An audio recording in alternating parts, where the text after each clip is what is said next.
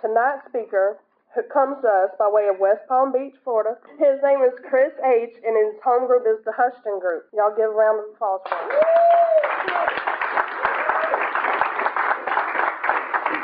Thank you, Misty. Hi, I'm Chris, and I am an alcoholic. And it's a pleasure to be here with you this evening.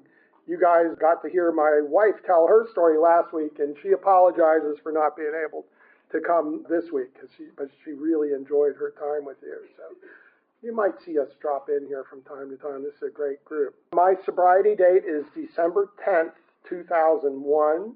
I have a sponsor who had a sponsor, but his sponsor recently passed away. This happens when you get to be a little older in AA. I mean, people do eventually pass away, but he's going to get a new one.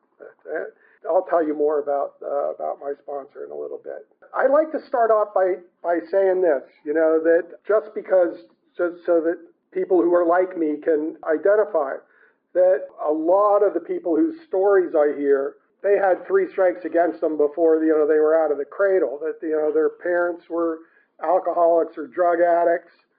They were maltreated when they were kids, abuse, all kinds of things. They had older brothers that were and sisters that were, drug addicts. I mean, they just had no chance of not being an addict or an alcoholic. And I get that.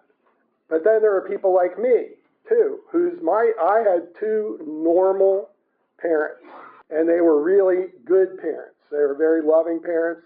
They took great care of me and my brothers and sisters, and they did the best for us. I still believe that I inherited alcoholism. Alcoholism is, I don't know if you guys ever studied genetics in high school with little peas and stuff. We used to do that. Alcoholism is a recessive gene, which means it's expressed less frequently. So it can skip generations. So it skipped my parents. My parents' brothers and sisters, a lot of alcoholics. Their parents, and a lot of alcoholics. So there's alcoholism all over my family, but I got lucky in that my parents didn't get it. But I believe I inherited it, because the first time I really took a drink, I loved it. It was, I was 14 years old, and I was in a boarding school at that time. Not because I was a bad guy, it was because I wanted to go to this school. That's another story. 2 other guys and I got a hold of a couple of bottles of wine, and we snuck out of the place in the middle of the night and went and climbed this mountain and sat up there. It was gorgeous. And we drank the 2 bottles of wine. I don't know. I thought I died and gone to heaven. I felt like one of those pinball machines in Las Vegas where you hit the jackpot and it's going ding, ding, ding, ding, ding, ding, ding, ding. That was my brain. It's like, wow, I didn't know I was missing it, but this is it. This is absolutely the most fantastic feeling. I think it was just that my brain was just, it had all the right receptors. It was just waiting for the alcohol to be added to it, and we were off to the races. Because from there on, I had a drink. I got drunk every single chance that I could. Now, when I was 14, those chances were far apart, But as I got older, they got closer and closer together, until I was, totally on my own, and I was just drunk all the time. It was at 14, I started partying. All through high school, it was, just party hardy on the weekends. I mean, I'm sure a lot of you guys did the same thing. And, I hung out with the people who partied, so I didn't stick out. I wasn't, it didn't look like I was going overboard, although I could really drink a lot. I was proud of that, very proud of that. And during high school, I didn't really have any problems. Some of my friends did. I was coming home for a party one night, and I drove around a corner, and there's a Jeep upside down in the road, and a body laying there in the road. And I stopped and got out and looked, and it was one of my friends. But he looked like he was beyond help. And I said to myself, shit, if I stand here, they're gonna breathalyze me. So I got back in my car and hightailed it out of there. And there were two guys in that Jeep, and one of them did die. It sort of shook me up, but not in the right way. What I thought, I didn't think about, oh man, maybe I should watch my drinking and driving. I thought, boy, those guys should have been better at drinking and driving. I'm really good at it, but they obviously weren't. I clearly had the alcoholic thinking going right from the get-go.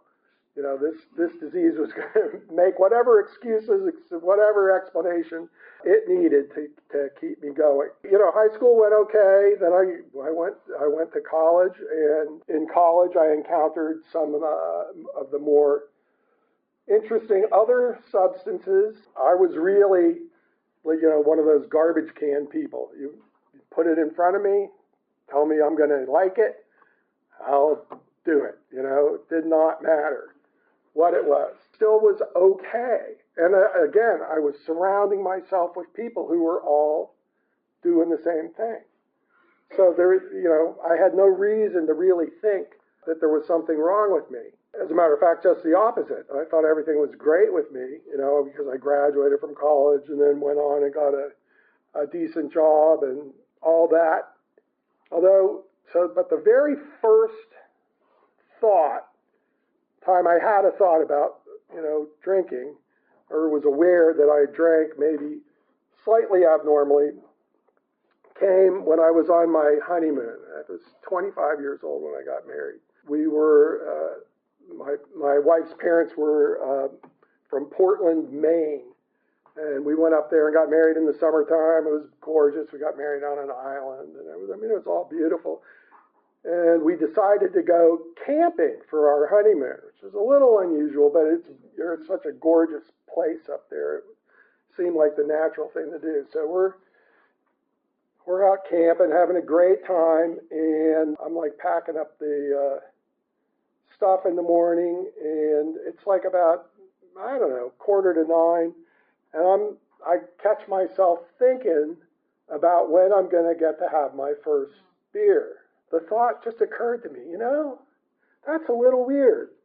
Here you are in your honeymoon, having this wonderful time, and it's 8:45 in the morning, and you're thinking about when you're going to have your first beer. Well, I had that thought, but it went right out of my mind. Okay, fine. And of course, I got my first beer as soon as I could, and life went on. And you know how the alcoholic curve goes. We all basically follow the same path. It starts out, it's fun, it's a lot of fun, we have a great time, and then we start to have a problem or two, a few problems, then we have more problems, it's all right, and then more, and then it starts to get so it's not fun at all, and we finally end up where it's frickin' miserable. My curve took a pretty long time. So it was when now I was, about 30, 31 years old. I'm out of school, I'm married, and I have a decent job, not the world's greatest, but a decent job. I am absolutely getting shit-faced every day. I would come home from work, start drinking, maybe fire up a little something else, and keep drinking. Because alcohol was always my first, last, and, if it was the only thing I had, I was fine. Anything else was welcome. I would just drink until I passed out, basically. And I would pass out every single night. Every single night. I didn't really realize that. I called it going to sleep, but it was passing out and coming to. That is what I did. Somewhere, I guess a year or two before I was 30, 28 or 29, my wife, who was my number one party buddy, we'd met in college and, just had a great time of the whole thing. She started to get migraine headaches, really bad headaches. And of course, drinking made them worse. So she goes, I'm just going to stop drinking. And she stopped drinking. She was a normie. She could stop drinking. Something became active in her life that gave her sufficient reason to stop, and she just did. And of course, once she stopped, I started to stick out like a sore thumb to her, you know. She's like, look at him. He's a vegetable. He's passed out on the couch yet again. She wouldn't, she soon got tired of trying to coax me into the bedroom to pass out in there. You know, she just leave me wherever I was. And so when I was at 30, 31, she started kicking around the word alcoholic in my presence. I'm like, alcoholic? I don't even know what an alcoholic is. So I decided to do a little research. I found one test. I think it's called a cage test. I don't know, I hardly ever see it anymore, but it has only 4 questions on it. And so I answered all 4 questions, yes. And I turned it over, and it said, if you answered one or more of these questions, yes, you may have a problem with alcohol. I'm like, well, what a wimpy-ass test this is. Everybody I know would say yes to all these questions. And of course, that was true, but I didn't really realize why, you know, because I only hung out with alcoholics. So I didn't stick out. I kept looking for more information on alcoholism or what an alcoholic was. I didn't even really know the word alcoholism. And I found another test, and this one had 20 questions on it. And you guys have probably seen this one. It's more common. And so I go down and I start answering the questions, and I have yet to figure out that yes is a bad answer. So I go tick, tick, tick, tick. And I answered 17 of the 20 questions yes. I turn it over, and it says, if you answered 6 or more of these questions yes, you do have a problem with alcohol. So I'm like, well, okay, all right. Well, fine. So I'm an alcoholic, okay? I meet the definition, I pass the test. So, but I'm a functioning alcoholic. I mean, look at me, you know? I got a job, I got a car, I got a driver's license, I got a wife. She's a little pissed off, but I've got one. You know, I got it all going on, you know. So I'm a functioning alcoholic. I wore that label proudly. I actually was proud of that. You know, if somebody asked me what I was, I often would say I'm a functioning alcoholic. Damn straight. And I could still drink almost anybody under the table, so yeah, you know, that's what an alcoholic is, you know, manly alcoholic. Time went on, not much, because a couple of years after that, or maybe even a year, I got a job offer in another city, another state, halfway across the country. It was a really good job offer. I was going to take it. I'm talking to my wife about it, and she goes to me, look, I can't stand to see you kill yourself with alcohol and drugs, so I'm not going unless you do something about it. What my alcoholic brain translated that into was, I'm not going with you because my job here is more important to me than you are, because she had a good job too. So I'm going to stay here. That isn't what she said. That isn't what she said at all. That's what I told myself, that her job is more important to her than I am. But no, she said, I can't stand to see you kill yourself with alcohol and drugs. So I packed up and left, you know, without a backward glance. You know, looking back, that really is sad, because she was a really great woman. We liked each other a lot, you know, we had fun together, and she was really concerned about me. But hey, she was threatening my drinking. The heck with that. See you later. So I moved off to another city in the middle of the country. St. Louis was where it was. And St. Louis, I don't know, somehow St. Louis was a great town for drinking. Not that it really mattered where I was. There, I had no restraints now. You know, I didn't have a wife to look at me funny or make remarks about alcoholism or anything.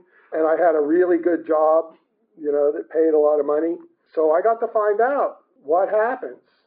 What happens if you just drink as much as you want for as long as you want? what happens, I mean, there's all kinds of crap that happens along the way, but at the end of that long, path is this point that I got to where the alcohol stopped working. Now, I don't know if just all the brain chemicals are worn out or what, but it just wasn't getting me buzzed and doing what it's supposed to do. It actually hit me. I was in England, and I was in England because I had been sent over there by my company with the wonderful job of closing a factory. In England and the rest of Europe, the law says if you're going to close a factory, you have to give everybody 6 months notice. So my job was to go over there, tell them all, hey, we're closing the factory, you're all losing your job, but we got to work for 6 more months, so let's go, and needless to say, they weren't happy, and I must say they weren't mean to me or anything like that, but nobody was happy, and I went over there like in September, and so 6 months, so it was all the winter time in England, and I don't know if anybody's ever been there in the winter, but you see the sun last maybe in August, and you don't see it again until June. It's just cloudy and overcast and miserable, and the days are really short because England turns out it's way up there north. So it's miserable. I'm just miserable, and I'm drinking like a fish. On the way home from work one day, I stopped in the grocery store and bought 2-liter bottles of vodka. Went home to my little apartment. 3 hours later, both bottles were gone. And I did not have the buzz. I didn't have it. I'm like, it's just, I'm not there. What do I do now? Do I get in the car and go out and get another one? Or what do I do? And I had one of those moments of clarity. It's like, buddy, you are effed.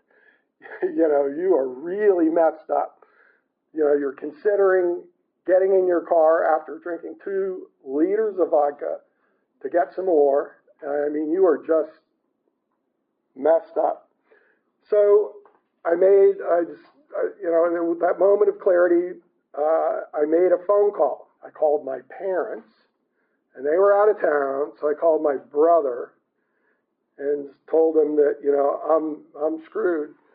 And he said, just wait a few minutes. Anyway, they sent a rescue party to come and get me.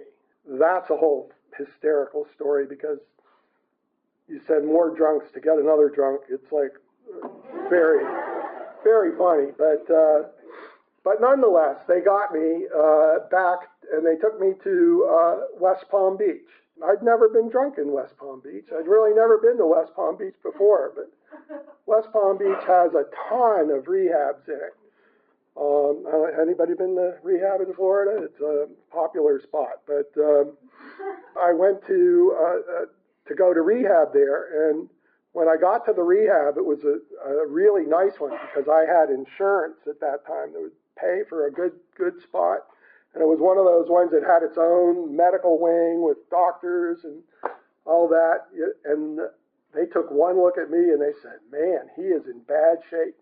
Take him to the hospital because we're worried that he's going to have a stroke as he detoxes. My brother took me over to the hospital and I spent my first week in the locked psych ward. It's called St. Mary's Institute for Mental Health. So I was locked in there. The funny thing is I did not feel out of place. The arts and crafts were right my speed. It was all good. And it was interesting. They had AA people from AA came in there and did meetings, and that was interesting. Those were probably my first meetings. I don't really call it my first meeting, but now that I think about it, those were. But I was so out of it, I didn't really know what was going on. Anyway, after a week in there, they let me back into the regular rehab. It was sort of amazing because after detoxing and then after a week of being in the rehab, I started to feel good, like really good. And I think it was my body was just like, oh my gosh, he has finally stopped trying to kill me. You know, I was starting to recover a little bit. So I'm feeling like awesome. I actually went out, they had a little track, and I actually walked around it. It's like, I hadn't done intentional exercise for a long, long time. So that's going on. And then the next thing was, you know, they had the steps on the wall. This was a good treatment center. It was a 12-step base. They believed in all that stuff. So they had the steps on the wall, and I was reading them. First one, admit they were powerless over alcohol, their lives are unmanageable. Well, duh. You know, here I am, obviously. And then the second one, came to believe that a power greater than ourselves could restore us to sanity. I'm like, I know what they're talking about, okay? They're talking about God. And I thought about it, and I didn't I'll tell you this little thing, because God had sort of made a crack in my armor a little while earlier. And this was before I got into the rehab, but not long before, where I lived in St. Louis. I lived in an apartment, and it was a nice apartment. It was on the 23rd floor of this building. And right across the street from me was the Cathedral of St. Louis, Catholic Cathedral. Gorgeous building, beautiful, beautiful building. If you ever are there, get a chance to look inside it, do. Because it's amazing. And it's got this big green dome on top with this huge gold cross, you know, just there. And that is what I looked at out my window all the time. And I lived there for like 10 years. You know, I'm looking at this cross for 10 years. Toward the end of my drinking career, as my life is falling apart, I'm miserable, and I cannot stop drinking, it occurred to me that maybe I'd been wrong about this God thing the whole time. You know, I had dismissed God out of my life when I was a teenager and said, I don't need this God. The whole idea is screwy. It's for weak people who are scared about dying or something, you know. But I started to think that maybe I'd been wrong about it. And I actually went over into that cathedral a few times, drunk, and it didn't really do anything for me. But there was, you know, I think there was this calling. So when I was in that treatment center, and I'm reading that second step, came to believe, all of a sudden I had no resistance to the idea. I'm like, okay, maybe there is a power greater than myself that could restore me to sanity. I hope there is. So I softened to the idea. And then the next step, made a decision to turn our will and our lives over to the care of God as we understood him. Well, I'm like, you know, if there is a God, he's the most powerful thing in the universe. He created everything. It only makes sense to turn my will and my life over to his care, right? Because, I mean, he's basically running the show anyway, so what the hell? So there I was. I had done the first 3 steps, right? While I was sitting there, and I started to feel spiritual. I had this little spiritual stirring in me, and it felt really good. Now, this might have been like the second or 1.5 weeks into the treatment center. So I'm feeling good, really good. My body's feeling good. I got a little spiritual glow going on.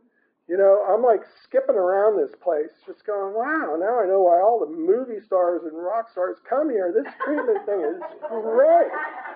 This is awesome. And then I noticed another thing, is that I started to be able to like read in the book and comprehend what I was reading, and to talk in complete sentences. I'm like, wow, my brain is working again, you know. This is awesome, you know. I feel like Albert Einstein. This is great. And so now I got this 3-pronged thing going. In my physical, I'm feeling good. I got a little spiritual glow going, and my brain is ticking like a finely oiled machine. And boy, I am just loving rehab. Loving it, loving it. Oh, and I don't know if anybody else has ever done this, but I guess I wasn't the only one in there that was like feeling this kind of euphoria thing, because this was that kept the men separate from the women in this treatment center. And wisely so at that point. But so I would sit out front with the guys smoking cigarettes, and we would just laugh our heads off. Laugh, laugh, laugh. It was hysterical. I mean, I was really having a good time with the rehab. So I'm like, wow, this is awesome. And it was all going really good until my third week in the rehab. And it was sometime like in the middle of the third week, and we're in one of those groups, you know, where there's a guy directing the group, and we're all saying whatever bullshit we were saying. And I started to look around. I go, oh my God, how did I get here? I mean, look at these people. You know, that guy's hiding out from the law. That guy said he's been in here 13 times. This other guy, his wife's, leaving him, taking the house. I mean, they don't have jobs. They don't have driver's licenses. I got, compared to them, I got it all going on. You know, I still got a house to live in. I got a driver's license, a job, car. I got it all. You know, compared to them, I'm a functional alcoholic. And it didn't even occur to me, you know, how ironic it was that that's what I'd been calling myself for the last 15 years. I thought it was a new idea, you know. Oh, I'm a functional alcoholic. And maybe I was too hasty about coming to this rehab. I spent the last week or so in there planning how to test the theory that I was a functional alcoholic, you know. And I figured, I thought about it. I gave it a little thought. I'm like, well, you know, I know a little about this AA thing now. I can probably even go to a meeting or two. I know about alcohol, a little bit about alcoholism. They're assigning me a psychiatrist when I get out of here. I can use him. I can use all these tools, and I can manage it. You know, I'll manage this drinking. I'll be able to drink and manage it. Well, guess how that went. I got out of there, and the first day I decided to test it. So I went to the grocery store. I bought a case of beer and a bottle of vodka. Started drinking.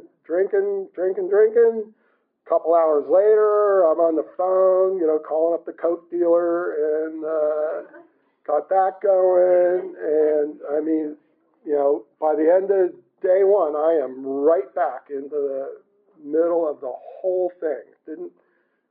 Wasn't gradual at all. So that went on for like 3 weeks or a month, and then I'm like, oh my God, you know, here I am. I'm back doing the exact same thing. This is a mess. Oh, and did I mention that in that little bit of time, I got fired from this really great job that I had, that I thought I couldn't get fired from? You can't fire me, you know. Oh yes, I could, but it didn't stop me from drinking. But anyway, I'd go, you know, this is horrible. This is, you know, they were right. I can't control it. I called up that psychiatrist that they assigned me to. Of course, I hadn't called him before that, and said, "Oh shit, I'm drinking again." And he goes, "Okay, all right, I'll make an appointment for you." And so it turned out it was only 3 blocks down from my apartment. It was a hospital with a locked psych ward, and there I was again in the locked psych ward. So I was in there for 3 days, and they gave me those nice little Librium pills, is what they gave back then, to detox with. And I loved it, you know. And after I detox, I go to myself, well, shit, this doesn't prove anything, you know. This wasn't really a test of whether you're a functional alcoholic or not. You just checked yourself in here so you could detox with those stupid pills because you're such a wimp. And so I called my main drinking buddy up. He came pick me up, and we went straight to a bar. Yeah, oh my God. And it didn't turn out well. I mean, needless to say, so about 5 months after that, I was back in the treatment center again, and this time I had to get sober. I had to. I knew it. So I was willing to do everything they told me. And one of the things they told me is stay here for a long time. And I did. I did. They really did know what they were talking about. So if anybody's in a program and, you get to your 28 days and they say, maybe you want to stay a little longer, you might give that, pay a little attention to that, because 28 days was not long enough for me. I needed more. And like I said, this was a great rehab, and they taught me several things. They drummed it into my head that what I had was a disease, alcoholism, probably a genetic disease, but anyway, I had it. That this disease is progressive, incurable, and fatal if left untreated. And I have since spent a lot of time looking it up in the medical literature and so on. That is exactly what it says in there. That's what the medical community thinks of it. And so if you want to live with this progressive incurable disease, you have to treat it, and you have to treat it regularly. They said every day, and I believe that every day. And they said the only way, the best way we know to treat it is when you get out of here, you get your ass to AA, get a sponsor, do what he tells you to do, and keep doing that for the rest of your life. And you have a chance at living a good, long, happy, useful life. And I was scared enough when I got out of there, I did that. I immediately went to a meeting. I went to a 7 a.m. meeting. I was never a morning person. And I made that my home group, and it was an amazing group. I got a sponsor, and the sponsor started taking me through those steps. And boy, did my world change. And it changed pretty quickly. It wasn't a slow process. I've seen people make it a slow process, but it doesn't have to be. And for me, it wasn't. One thing that happened 6 months in is one of my group members, really good guy named Gerald, it turned out that the Hospitals and Institutions Committee there, which was in Florida, that's how they take meetings into rehabs and hospitals and prisons. At 6, you're allowed to join it after 6 months sober. So Gerald kept asking me, how long you got? How long you got? As soon as I said 6 months, he goes, come on. And we went to a meeting of that, and I signed up. And he goes, okay, good. Meet me at the State Work Release Center on Monday night at 7:30 p.m., I think it was. And we'll do a meeting. And so I met him there at 7:30, and we went into the Work Release Center, and we did a meeting, I'd only ever spent one night in jail. So prison was a new thing for me, but it was amazing. I don't know. I felt really good when we came out of there. I felt like I'd done something useful. And so Gerald goes to me, well, great, good. So we'll meet back here same time next week. So next week I'm there at 7:30 at Monday night, and Gerald doesn't show up. So I got to do it by myself. So I did. I went in and did that meeting by myself. And Gerald never showed up again. He's kept going to the group, but he's like, that's your meeting now. And I did that meeting every Monday night, and I started doing it even more often for 12 years. And it was amazing. It was, it helped me change my life from being that alcoholic, who knew that he was not doing what he was supposed to do, with all the alcohol and drugs, and that I wasn't living up to any kind of potential that God had put me here on this earth to live up to. I was not being useful to my fellow people, my brothers and sisters. And now through AA, the steps had taught me how to look at myself, how to work on my character defects. And then, this wonderful program had taken me into this institution. I got to do this meeting with these guys in the Work Release Center. And it turns out it was really important because a lot of them were coming off of long sentences. You know, some had been in, they hadn't seen the world for 13 years. I had a guy in there who didn't know what a cell phone was. Be in an AA meeting and ease your way back into the world was very important. And I have several lifelong friends that I've made through there, guys who came out of there and really did well. But that was, it wasn't me curing them or helping, or doing anything, but I got to be useful. I was being useful. I was doing something that clearly my higher power wanted me to do. And wow, that was just so amazing and powerful. And, for that and a whole host of other examples just like that, I am so grateful to Alcoholics Anonymous.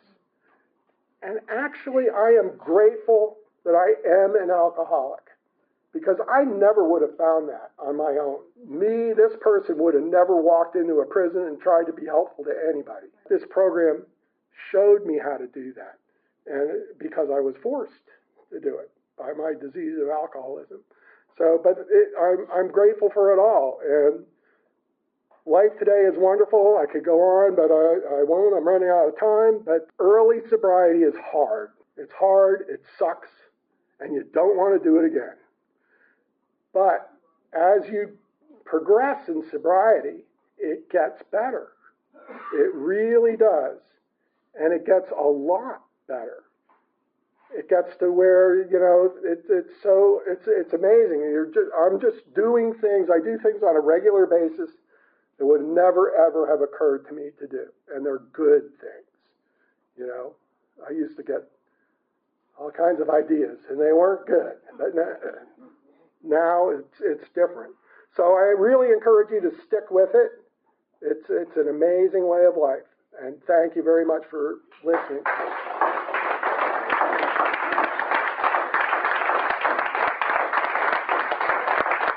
Thank you, Chris. Like you, this program has also taught me there's a lot to be grateful for. We've asked Marley to come up.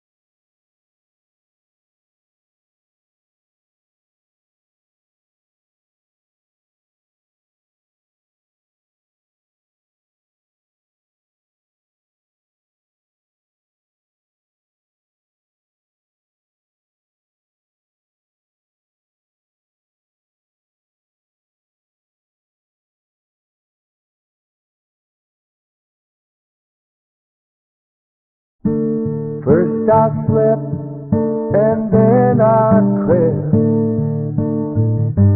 to a hope-filled dream. You rescued me, and finally, waking there I see. I look into love's window for a soul that's meant for me. Takes me where the promises are real.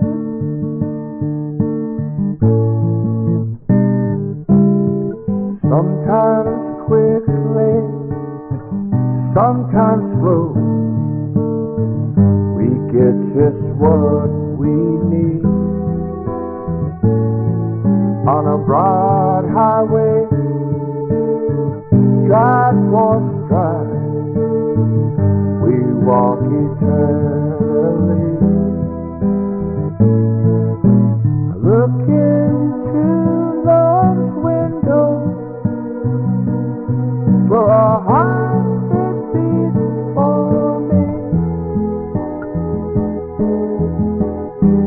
Takes me